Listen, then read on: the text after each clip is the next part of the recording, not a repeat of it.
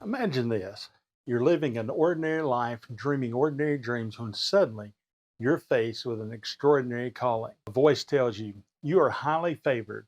The Lord is with you. How would you respond when God's plan feels far bigger than you can handle? Today, we're exploring the incredible story of Mary, the mother of Jesus.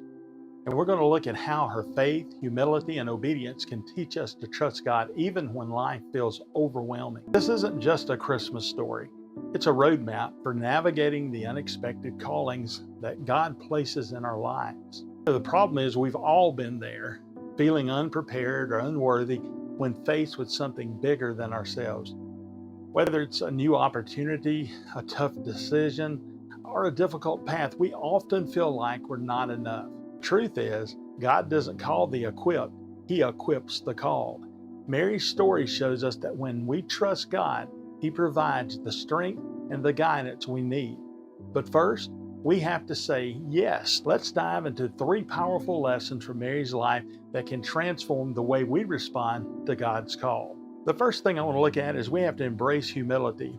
And our scriptural reference for this is going to be Luke 1:28 through 30 and then verse 38. And I want you to picture this. Mary, a young girl in the small town of Nazareth, is going about her day when an angel, Gabriel, appears with a message that would change the course of history. Greetings, you who are highly favored.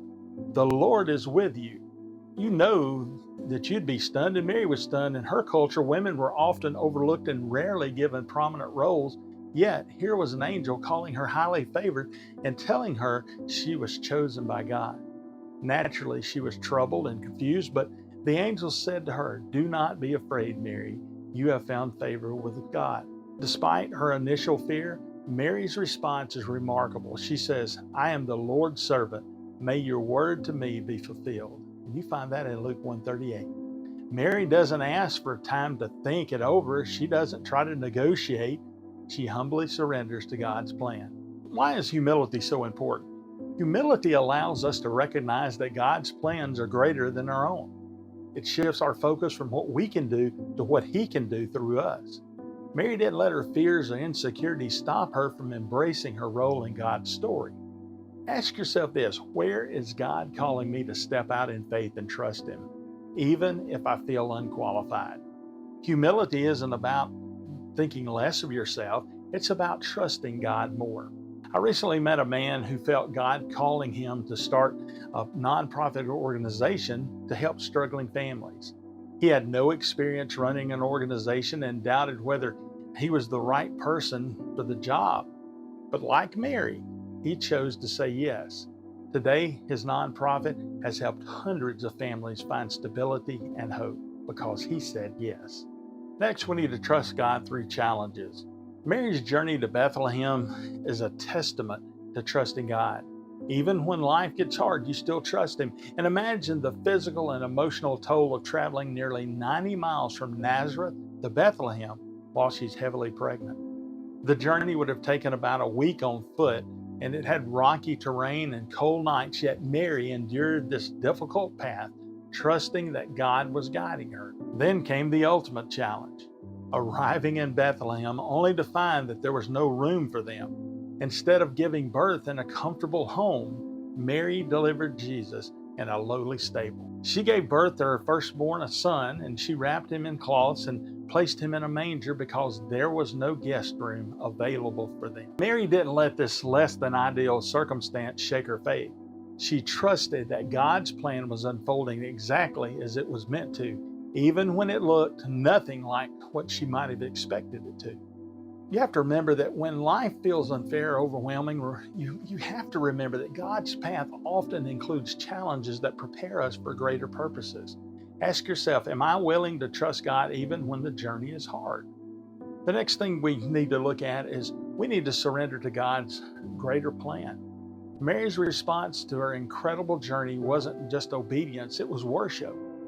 Mary praises God by saying, "My soul glorifies the Lord, and my spirit rejoices in my God, my Savior, for He has been mindful of the humble state of His servant. From now on, all generations will call me blessed." And that's Luke 1:46 through 48. Despite the uncertainty and potential judgment she faced, Mary surrendered to God's greater plan, and she did it with joy and gratitude.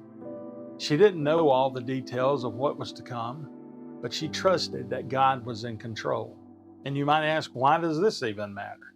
Surrendering to God isn't about giving up, it's about giving in to a plan that's far greater than we could imagine. Mary's willingness to celebrate God's faithfulness, even in difficult circumstances, is a very powerful example for us. The takeaway from this should be, where in your life is God asking you to let go and trust Him? Surrender isn't easy, but it's where we find peace and purpose.